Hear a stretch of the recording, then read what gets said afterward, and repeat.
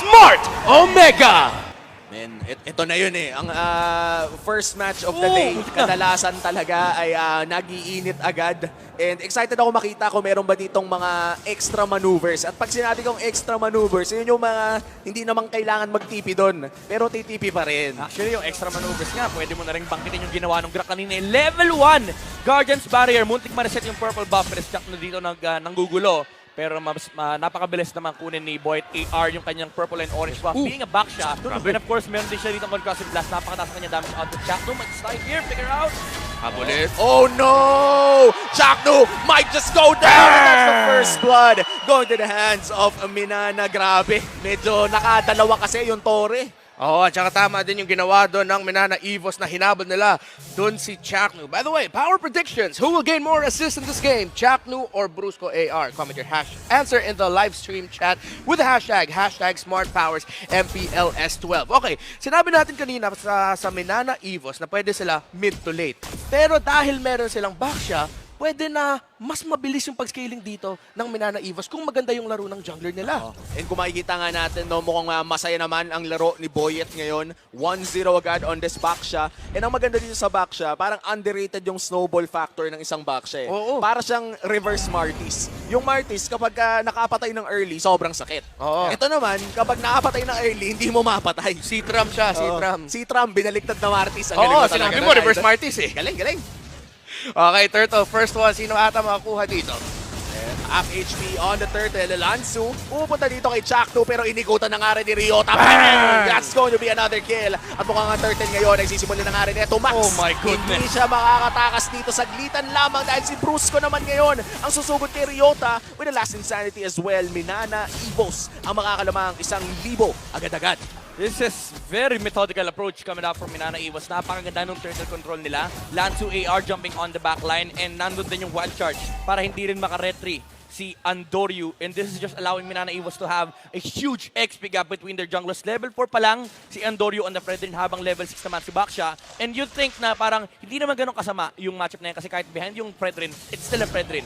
Having a Baksha, in comparison with Martis, si Baksha kasi mas nakakaikot sa mapa because of the mobility. Yes.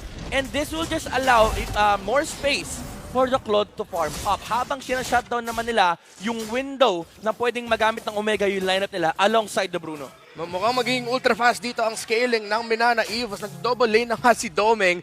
Pumupunta na siya sa mid lane para mas mabilis pa yung farm niya. At feeling ko hindi nga feeling eh. Ito yung totoo. Minana Evos, nagagawa na nila yung condition na kailangan nila gawin para sa lineup nila. Yeah, gusto ko lang isingit to kasi hindi natin nakita kanina, no? Pero di ba naka-Guardian's Barrier Yes. si Brusco AR no level 1? The fact of the matter is, ginamit niya yon para ma-delay yung mid-wave at ma-push kagad ni Valentina yung wave na yun para makuha niya yung level 2. Kaya nabigyan si Chaknu kanina. Kasi hindi nila in-expect na mabibehind siya sa level and lumalaban kagad si Valentina.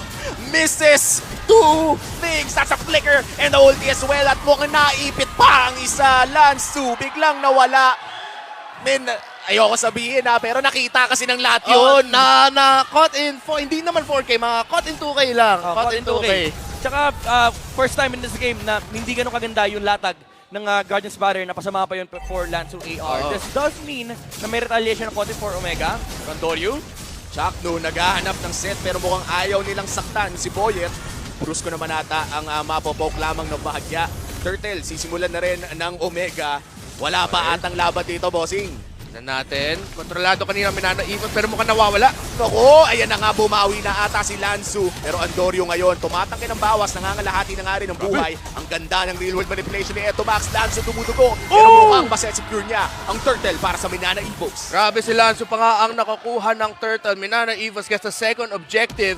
Kita nyo sa screen nyo, si Doggy, nandyan, nasa crowd dito sa MPL Arena. And right now, Omega, dahan-dahan sila nakakalaban muli sa aggression ng Minana Evos, pero kontrolado pa ang Minana Evos. Wag lang wala masyado yung control. Wag masyado maggigil. That's gotta be a big hit for Omega kasi habang nangyari yun, hindi na nga sila nakakontest ng Turtle. Again, nagsisnowball lang yung Golden XP difference. Naka-double wave pa si Domeng AR. And yung window, again, mas mabilis sa grabe yung timing nung muntik na. Guardian's Barrier muntik na. And ang ginagawa kasi ng Minana Evos dito, kinukuha lang nila yung atensyon nung Eve, pati na rin ng Kufra. At napakasakit na nga ni Andoryu dito. Brusco, makaka-survive naman ng with Honestly, magre-regen naman yan. Bakit ba natin tinitignan? Still a very close game. 2,000 pa lang ang lamang dito ng Minana Evo. So, dito naman sa Minana Evos, kita natin na maganda naman yung farm ni Domeng and mukhang pag meron silang isang ganap, meron silang sequence na gusto gawin, in sync naman yung mga galaw nila. Pero Wow! Jack Mamba with a surprise! Pero hindi ata makakaisa ang Omega doon dahil may flicker pa naman si Goyong. classic Jack, no? Pero dito pa rin yung real world manipulation. That was blind, by the way. Oh, teka lang, si Lansu. Nansu, naghahanap ng away. Ryota going in with a last insanity at sumabog nga sa muka ng Minana. Brusco naman ata mabibigyan dito ni Kelra at hindi nila itutuloy. Pero tignan mo naman si Domeng, trabaho lang, masipag na bata. Ito yung sinasabi natin kanina. Omega, this actually goes against their keys to victory kasi si Kelra, gusto nila na i-utilize pero hindi nila magamit. While Minana Evos is allowed to do what they want, yung split na ginagawa ni Domeng AR, alam niya na hindi niya kailangang sumama for 2 reasons. Number 1, hindi pa ganun ka-capable yung Claude to main fight against sa line at Omega. Yes. Number 2, hindi niya kailangan kasi once na umalis yung Bruno sa lane, libre siya basagin yung towers hanggat wala nagde-defend. Pangatlong turtle sa laro na to, sino ang makakakuha? Mukhang kailangan bumalik ni Kelra sa base muna. Lamang sa posisyon ang Omega pero mabilis na reset. Nagbabasa lang sila ng isa't isa sa positioning para sa turtle na to. At ito yung nakita natin pag sa laro, ang daming action sa gitna ng mapa. Masaya yung gold laners kasi madalas nagpupush lang sila. Ito, tignan mo yung ginagawa ng Minana Evil dito. Wala silang pake. Doon sa turtle. Brusco, laki mo yung sarili mo dyan. Guardian's Barrier mo. Kukontest natin pag mababa na yung buhay. Turtle, sino nga ba makakakuha nito? Retry secured para dito sa back shot pero biglang may sumabog doon sa kabila. And that's Goyong AR going out pero tignan mo yung bawas ni Domeng doon sa likod. Eto, Max malapit na mawala pero hindi rin naman mamamatay pa. And Andoryu goes down as well pero nakakuha din dyan ng isa. Kailangan natin tumakas ng Minana dito dahil nag-iinit na si Ryota at literal po yan nang babatoyan ng apoy. Literal na init ang binibigay dito ni Ryota para sa Omega. 3 turtles ang nakuha ng Minana Evos pero nakita natin na dahil nga sa pag-iba ng ability kits nila, kahit medyo behind ang Omega, kaya nila pumalag. Ang nagpahir dun sa Omega is nag-overextend ng konti si Claude. And pagbalik niya, sinalubong niya yung Fredrin, ensuring na may kill na mangyayari for the side of Smart Omega. And very important pa yung target na napatay kasi literal walang paki si Fredrin dun sa Purify ng Claude. As long as nandun siya sa harap niya, kalahati yung buhay niya, meaning maximum yung crystallized energy, maximum damage yung ampas ng Precious Wrath. Pero parang ang sakit na rin ni Domeng doon, no? Mukhang kamunti ka na sakit talaga si talaga. Eto Max. Yeah. Masaya yung buhay niya sa pag-farm. Bilis niya nakukuha ng Golden Staff. Isa lang yung death niya doon. So, at this point, expect talaga na pag pumasok dito si Domeng, ang sakit na ng Blazing Duet ng isang Claude. Conceal play nagmumula dito sa Omega. Pero sino nga ba ang mahuhuli nila? Naamoy naman ata ni Boyet at narinig din yung nagsistretching. But this will be a free turret para sa side ng Omega. Grabe yung gold lead natin, hindi masyadong gumagalaw. I think medyo obvious din yung conceal play din, knowing na wala nag-push sa mid and wala rin nag-defense may top lane. So probably sabi ng Minana Evos may 3 heroes sa may bottom lane. And again, yung ginagawa ni Domeng dito, this just puts so much pressure on the opposite side of the map. Kapag tinignan mo yung laro ng Minana Evos, lagi nasa opposite side si Domeng AR kasi meron silang backshay. Aabot at aabot sila doon sa Turtle or Lord. And ang kailangan lang nilang gawin is i-make sure na yung vision ay nakokontrol nila and hindi sila naaabot ng Omega. And allowed sila gawin yon kasi ang huli lang talaga ng Omega dito is yung Kufra. Every time na nawawala yung Kufra, relax din talaga ang Minana Evos. Hindi sila umaabante ng very aggressive sa mga bushes kasi again, yung Omega, parang yung Minana Evos, sinasabi nila sa Omega, kayo mag-start yan, aabot kami dyan. Tingnan mo yung spacing sa mapa ng Minana Evos. Layo pa dito si Domeng. Nag-umpisa nila. Nirarash ata ng Omega. Shaknu, looking for the set, nakahanap ng isa, pero mukhang may babagsak agad. Wala na agad si Lanzo at kalahati ng aboy ng Lord. But with the ultimate as well at nauubos na ata ang barangay. Kelra is down. At si Jackto ngayon nagse-stretching ulit. Di tatama dito kay Domeng at si Domeng ay nakaka-free hit lamang. Look at the Domeng surprise. Ito na nga ata ang Pal-Domeng comeback. Domeng Nation! Akala na ng Omega sa kanila yung Lord pero Minana Evos sabi nila boost yan, sa amin yan. Pero tignan natin kung makakahanap pa ng espasyo dito ang Omega para i-contest ang Lord na to. At ito na nga yung kinikwento ko sa inyo kanina, pumopronta si Doming inside that Lord Pit. Malapit na rin mawala ang Firaga armor dito ni Ryota. It is a 3v3. Papasok sa isa. And here comes the Blazing Duet once again. Doming AR, nakuha si Andoryu. At mukhang yan na nga ata ang Lord para sa Minana Evos.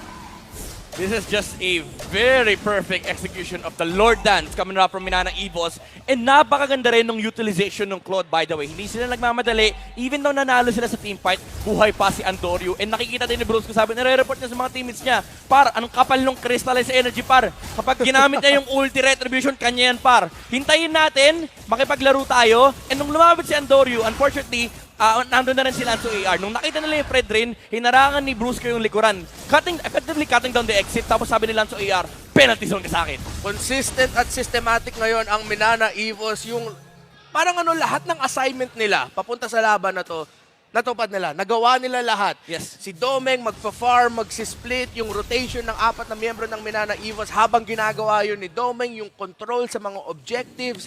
It's, again, a pleasant thing to see. Nahanap ata si Brusco. Chakno might just get this big play pero makaka-wild charge palayo. Going AR ngayon ay papasok na rin pero konting poke lang naman kay Chakno mangyayari. That's the Kufra ult though. And wala silang pang team fight dito. Pero fortunately for Smart Omega, kaya pa naman nila mag-defend. Pero again, habang tumatagal yung oras, yung Omega timers actually nasa kabila kasi they have a Claude. Even though, sabihin natin, may damage output naman yung Smart Omega. Nandiyan pa rin yung Bruno. Oo. And masakit din yung Eve sa late game, especially with an X-Borg being the front line here for the Barangay. Ang dilemma lang din talaga nila dito is yung binabangkit natin kanina sa Keys to Victory. When it comes to split push, lugi sila sa late game. Okay, looking at the Infinix instant replay, masok na si Chakno but the counter engage kagad na nilalabas ng Minana Evos and of course the late entry. Ang haba ng listahan ng Omega sa mga dapat nilang iwasan. Ang daming setup, ang daming late initiation na pwede ilabas ng Minana Evos na hindi mo pwede sabihin na isa lang yung hinahanap nilang set eh. Kasi pag pumasok si Brusco, baka mag-late entry si Lanzo at saka mag-late entry din si Domeng. Tsaka paano mo naman ba kasi iiwasan ang Blazing Duet kung nasa mukha mo na at hindi ka rin Oo. makagalaw? Yeah, talagang wala kang takas eh. Kasi kapag tinignan mo, wala rin talagang sagot yung Omega. They just have to deal the damage through against the Claude. Pero may Wind of Nature na rin siya. Kasi, so kaya niya ng harapan si Kelra. The only thing na pakapatay dito sa Claude is number 1 yung mistake if magkamali si Doming AR sa kanyang sa kanyang BMI. Oo. Or if mahuli ni Chuck yung Claude na walang Purify. It's interesting. Parang classic Omega storyline to, di ba? Yung tipong, guys, kapit lang, makakahanap tayo ng turnaround. Pero mukhang mahirap yun na pwede mangyari para sa Omega. Yun nga, kasi sa sobrang habang listahan ng crowd control effects ng Minana Evos. Pero hindi mo pwede iduda na pag nandyan nga talaga at nakakapit ang Omega sa isang teamfight at nagamit masyado ng Minana Evos yung mga skills nila, makakaikot pa ang Omega. Chakno, hindi nahanap si Doming pero mukhang si Ryota ngayon ang makakakuha ng konting damage. Kailangan mag-back ng Omega. At Lord ngayon ay sinisimulan na pala dito ni Boya. I don't know if that was a Chakno na talagang hindi niya ginamit yung flicker or baka na-misclick niya or baka binibait. Kasi baka iniisip niya pwede ko i-bait yung Purify ni Doming. Pero again, opposite side ng map map sila kanina pero this time around kasama ni Claude sa teamfight. Grabe yung pwesto dito ng Minana Evos, Lord, down to 50%. Naghahanap ng pwesto si Andoryu. Pero mukhang babagalan muna ng Minana Evos ang pag-take ng Lord na to. Nag-aantay ata sila ng mas magandang pwesto. Resets the Lord at mukhang hindi na nila sasaluhin pa. Matagal-tagal atang Lord Dance ang ating papanoorin dito. Chumachacha. Pero kita natin yung Minana Evos, nire-respeto din talaga nila yung potential comeback factor ng Omega na kahit sila yung lamang, kontrolado nila yung laro so far. Pag nakita nila dito sila, in Andoryu, wala sila masyadong impormasyon, steady lang daw muna sila. Grabe, o tinan mo si Doming. No. Ang daming kaganapan pero Naka muna akong purple boss. umaasi muna ako. Objective din naman to. Iniwan po yung maliit. Grabe. Grabe. Kaya nga siya Paldoming eh. Grabe. Sabi niyo, ayun, iniwan yung maliit. May ano yan, medyo charity na... Oy! Grabe! Kelra might be in trouble pero hindi pa naman siya namamatay. And that's Doming AR. Gone already. Malaki to para sa barangay pero si Boyet ngayon ay sumusubod na rin. Here comes the last insanity. Pinasabog na nga ni Ryota ang marami. At ayan na nga, 3 na ang nawala sa Minana at mamanahin nata nila ang kamatayan mula sa barangay dahil si Boyet AR na lang ang pinagtitripan ng dalawa. Pinag-usapan nga lang natin, Boyet kumakapit, hinahabol. Brusco na hulin ng Omega.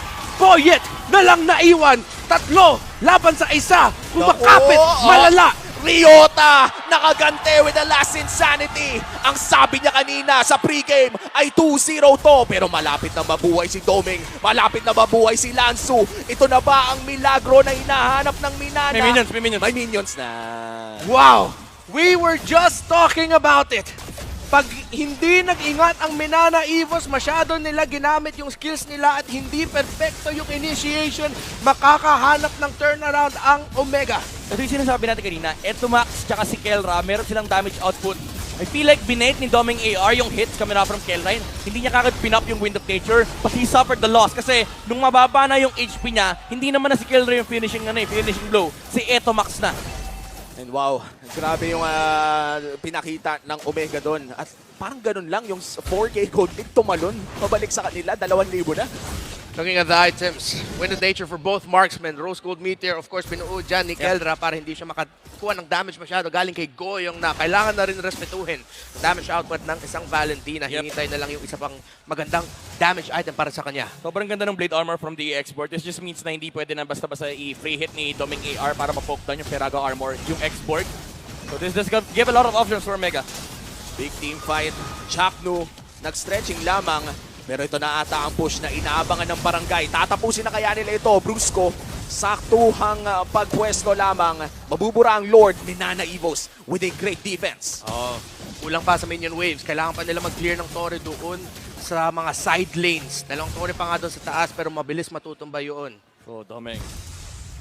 Wala namang tao dito for Omega. Again, that was just a either a crucial misplay from the Claude or napakaganda rin ng micro na ginawa ng Omega versus Doming. And this puts them in a very good spot. At naggantihan na nga ang dalawang real world manipulation. Hindi pa nagkakaabotan, no? Parang perfect squares. Perfect square. Perfect Dami. squares. Minsan, kailangan na lang talaga natin tumingin kung kaninong real world manipulation yung nakalapag. Sobrang dami namang pera ni Ryota. 2 item under 1 minute. Ano, 405 so far. Perfect game para sa export. May gustong patunahin si Ryota eh. Ang yaman ni Atoy R.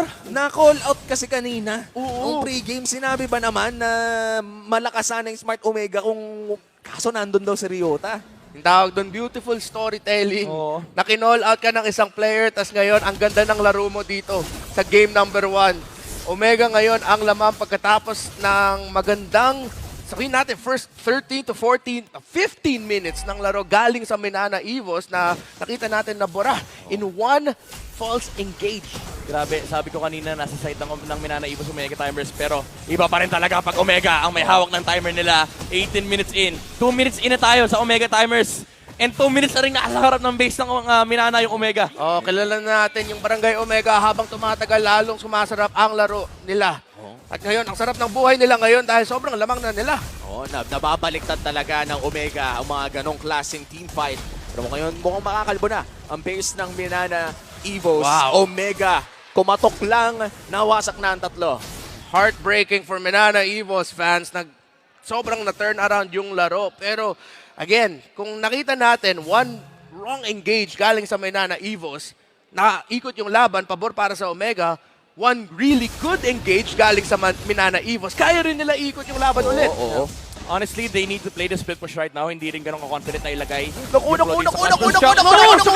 No, na-regen pa niya. Grabe. Oh, sip. Kailangan respetuhin si Baldoming. Oh, sip HP. Grabe, ang bilis na wala ang HP dito ni Jack Mamba. Sabi kasi ni Doming, ito walang blade armor. Wala. Pero masaya doon ang Omega na hindi nawala yung immortality niya. Ryota, muntikan rin nawala doon pero makaka-regen siya. Omega lamang dito sa Lord. Nabalik pa ang Firaga Armor, kamuntikan na. Pero concealed play, nagmumula dito kay Chakno. Si Brusco ata ang tanging makikita.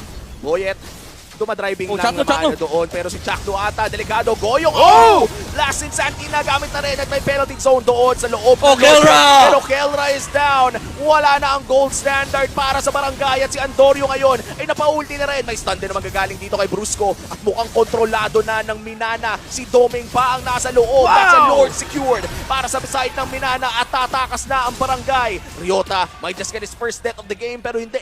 Apat ang survivor ng Omega pero Lord ang mapupunta sa Minana. Grabe sila. So, ito yung ano eh. Ito yung literal focus sa goal eh. Wala siyang pakialam kung mamatay siya. Napakaganda nung paggamit ng penalty zone into flicker. Naabot niya si Kelra. He was forced to purify. He was forced to dash away. Kaya nasara ni Go yung AR yung gap. Number 1, meron na siyang double dash. Ginamit pa niya yung last insanity para magkaroon ng mini dash. And naabot niya si Kelra sa may bandang likuran. Effectively removing yung main damage dealer ng Omega. And sabi ng Minana Evos, okay na. Tapos na yung clash. Focus na kami sa Lord. Welcome to MPL Philippines S12 Lansu. Grabe yung pagpasok niya doon gamit ng penalty zone na mukhang Grabe. Nani? Omega, na-speechless ako doon sa pagpasok. Na-penalize eh. Na-penalize talaga eh. Parang balibaliktad tong laro na to eh. May minsan lamang Omega. Yung mga perfect XP laner moments, yung nagawa mo talaga yung trabaho mo na para maikot yung laban. Yun na naman talaga ang kailangan nating makita. Pero ngayon, Chakdu naghahanap ng Oh, nice penalty touch! na tama. Nice Oh touch my goodness. mula sa Minana Evos. Pero tutunawin na ata ng Omega ang Lord. That's one inhibitor down. Mission successful para sa Minana Evos. Grabe si Goyong. Yung prop ng Last Insanity, may window kasi na may konting CC immunity. Oo. Yung Last Insanity, hindi siya tinamaan nung knock-up ni Chaknu. Maliit na bagay, pero naka-disengage ang Minana Evos na walang punishment coming up from the barangay. Okay, so umabot na tayo sa punto na yung laban na to ay magdedehado galing sa isang team fight. One wrong move, one perfect move from either of these two teams can determine the result of this game. And so far, si Ryota pa rin ang wala pang deaths dito sa laro na to. 4-0-5.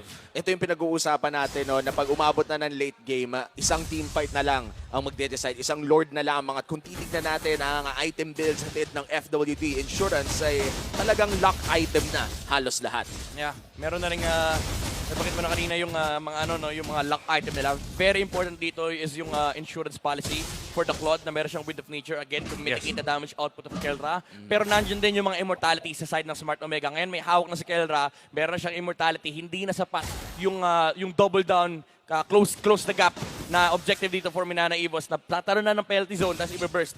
Kailangan makahanap talaga ng magandang Lord sa Minana Evos. That's why split pushing is gonna be really important here kasi hindi ganun kadali for Minana Evos na harapan yung Omega. Number 1 nandyan yung X-Borg and number 2 nandyan yung Eve. These two heroes are really good in Lord dances kasi nandyan yung slow, may true damage na nagagaling kay Ryota and may sustain. Tapos again yung nilalock ka sa isang box kapag lumabas na yung RWM. So kailangan mag-ingat na Minana Evos. They need to place the Claude on the opposite side of the map. Pero alam to ng Omega. Sabi ni Kelra, Claude God din ako.